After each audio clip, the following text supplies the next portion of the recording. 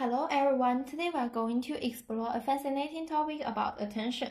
The areas illuminated by this light are clear to us, while regions outside the light, even if right in front of us, may be overlooked. We will uncover the mysteries of attention. Together, we will dive into this intriguing cognitive phenomenon. Imagine you are at a noisy cocktail party, yet you can clearly hear the person in front of you talking. This remarkable ability was named the cocktail party effect by psychologist Colin Cherry in 1953. It shows in complex auditory environments, our brain actively segregates different sound streams and prioritizes the one we are focusing on, even ignore the information, if important enough, like someone suddenly calling your name, can instantly break through the filter and grab your attention. This is the selectivity of attention in action. So how is our attention controlled? First, we have top-down attention. Simply put, this is driven by our internal thoughts and goals, voluntary and purposeful. Take a ballet performance. For example, you can consciously decide to watch the lead dancer. Your gaze will stay fixed on the lead jumps and spins. This type of attention has three characteristics. It's voluntary controlled, goal-driven, and capable of sustained focus. It's like we are actively moving a spotlight to illuminate the target we want to see clearly. In contrast to top-down attention, bottom-up attention is a passive capture of attention. Let's go back to that ballet performance. If you are focused on the lead dancer and suddenly a background dancer stumbles, your gaze will instantly jump to that dancer. That's bottom-up attention at work. It has several key features: automatic capture, stimuli-driven, and repeated but transient. The brain's parietal regions act as alarms, flagging urgent events to create a saliency map for focus.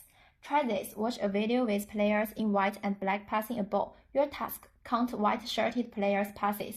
Focus. This simple task holds a big surprise about attention.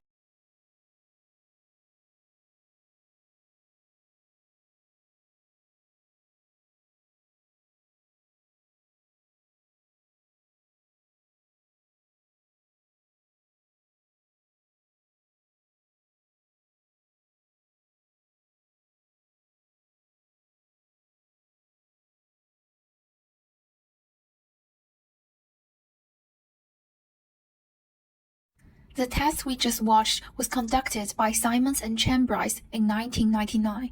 While participants were busy counting passes, three things happened unnoticed in the video.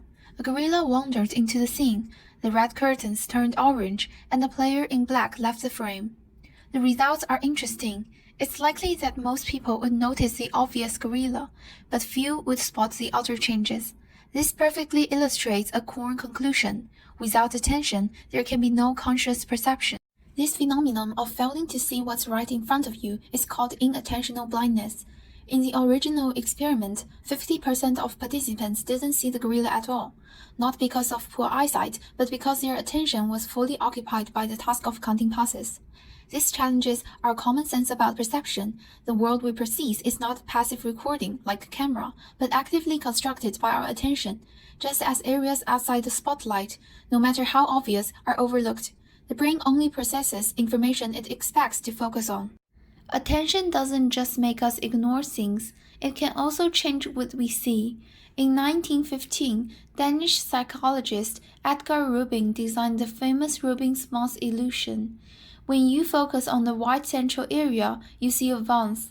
When your attention shifts to the black outer areas, you suddenly notice two profiles facing each other.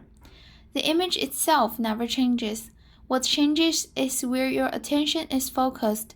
This once again proves our perception is entirely determined by the direction of our attention. Our mental spotlight is a double-edged sword. It's our most powerful tool for exploring the world, learning, and connecting with others. But there's a trade-off.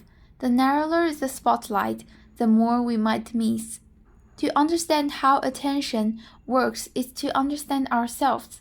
The key is to stay mindful of our spotlight and occasionally ask, what gorillas might be lurking just outside the beam of my mental spotlight?